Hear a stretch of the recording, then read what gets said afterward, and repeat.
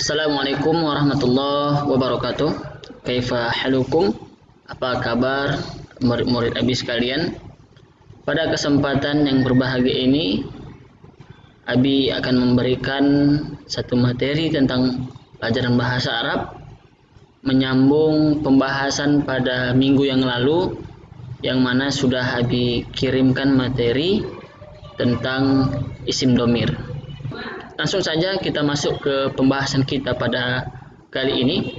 Kita akan membahas tentang isim domir. Apa itu isim domir? Isim domir kalau dalam bahasa Indonesianya disebut dengan kata ganti. Bagaimana kata ganti dalam bahasa Indonesia? Bisa aku, kamu, kami, dan lain sebagainya. Bahasa Arab kata ganti disebut dengan domir. Apa saja domir dalam bahasa Arab? Nah, di catatan pada minggu yang lalu sudah ada beberapa yang Abi kirimkan kepada murid-murid sekalian.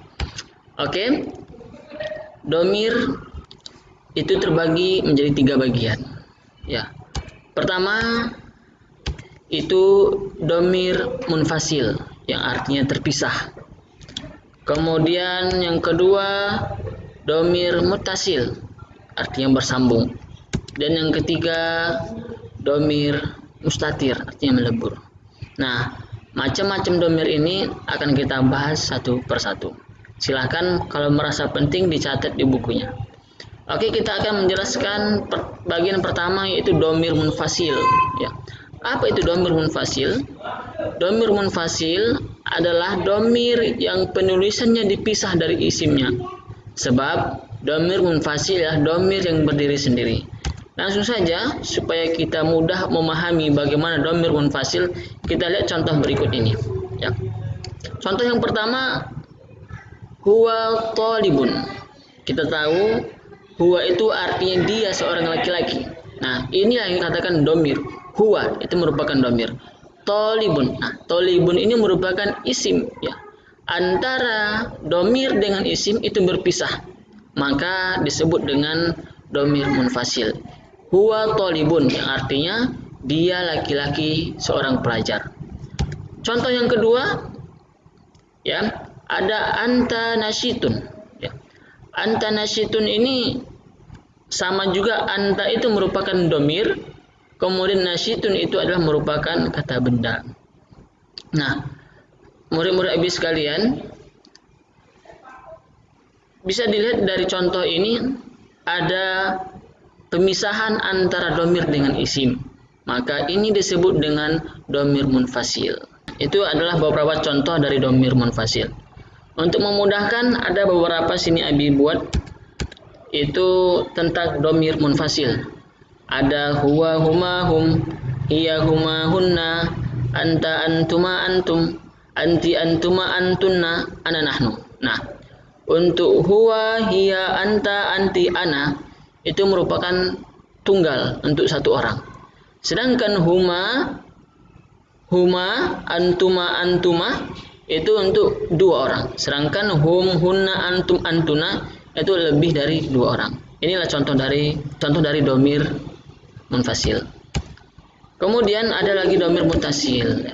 Domir muttasil ada domir yang penulisannya bersambung dengan tulisan lain. Ya, domir ini berkedudukan sebagai objek atau kepemilikan. Kita langsung saja kepada contoh. Ya. Haza kitabi. Nah, artinya ini bukuku.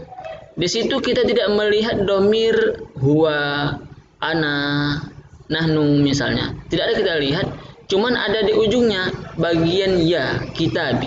Nah, inilah yang menunjukkan antara isim dengan domir ini bersatu, maka disebut dengan domir muttasil. Contoh yang kedua lagi, hadhihi sadiquha. Ya. Baik, ini untuk memudahkan silakan dicatat kalau merasa penting. Ya, harap ini semuanya dicatat ya, bagian domir muttasil ini. Nah, kemudian juga kita akan membahas tentang domir mustatir. Ini yang terakhir. Domir mustatir, domir yang tersembunyi dalam sebuah kata kerja. Ya.